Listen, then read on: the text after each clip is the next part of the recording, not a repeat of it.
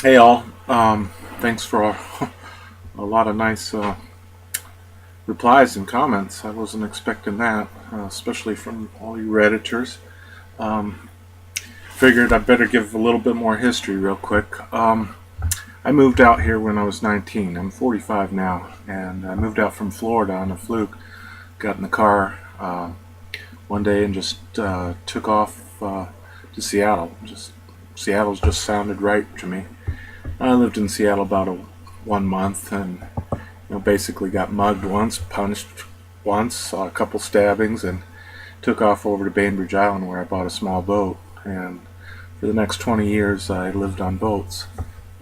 If you've got an old National Geographic around, I think it's 1995 June. There's a picture of the brain on the front. It's either 95 or 96.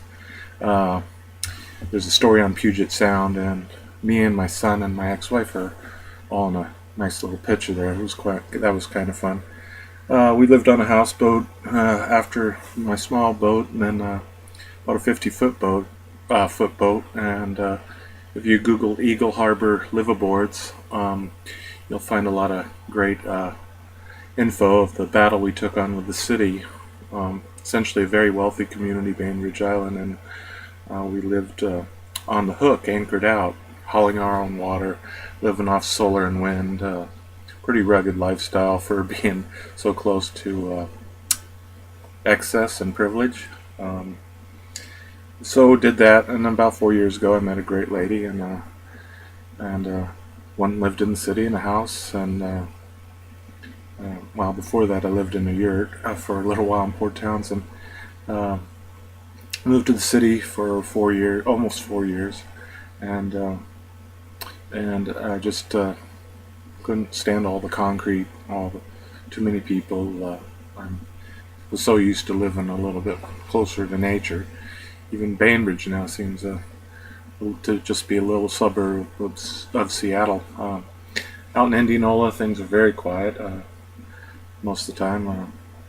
Uh, if you Google Indianola, just south of Kingston, Washington, and it's a really nice area. Lots of trees. The trees are kind of like my safety zone these days. Been to a few drownings, rescued a few people. So I got burnt out in the water. I was an Alaskan fisherman for a while. Had my own landscaping business, did cooking.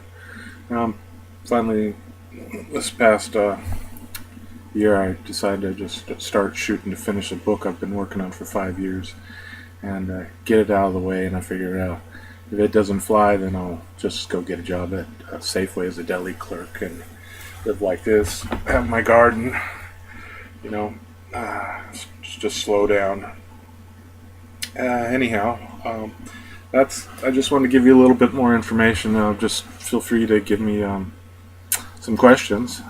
I've got a lot of great stories, and if you are one of the people who think that money is the issue as far as getting things done, well, it's certainly a great tool. But if you put your head to something, you really can do it. I bicycled here to Montana when I was 21 with $80 in my pocket in mid-October over two passes, uh, White Pass and Lolo Pass, and to Montana and see an old girlfriend.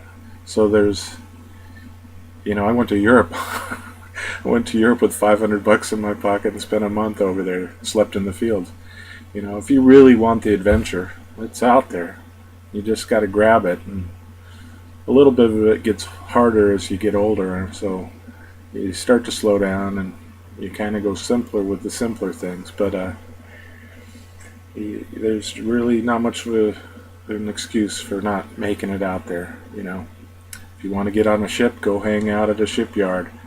If you want to travel across country, get on a train or a bus, or even if you're willing to take your chances, hitchhike. My brother did it across country twice.